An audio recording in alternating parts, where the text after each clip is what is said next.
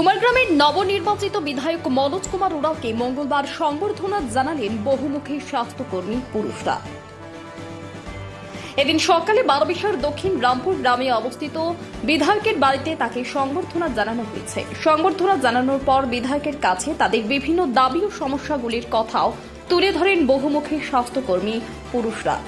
স্বাস্থ্য বিভাগের অধীনে চুক্তিভিত্তিক কর্মী হিসেবে বহুমুখী স্বাস্থ্যকর্মী পুরুষরা দীর্ঘদিন থেকে কাজ করে চলেছেন। স্থায়ীকরণ ভাতা বৃদ্ধির মতো নানা দাবি তারা বিধায়কের কাছে জানিয়েছে।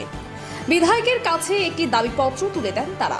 বহুমুখী স্বাস্থ্যকর্মী পুরুষদের তরফে অভিজিৎ ধর দেবাঞ্জন রায় বলেন, নবনির্বাচিত বিধায়কের সঙ্গে সাক্ষাৎ করে আমাদের দাবিগুলি নিয়ে আলোচনা করলাম। আশা রাখছি নতুন সরকার আমাদের দাবিগুলি পূরণ করবে।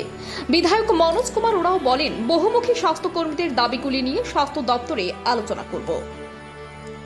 বারবিশা থেকে বাবুল সরকারের রিপোর্ট, ইউবি লাইভ নিউজ, খবর যখন আমরা তখন।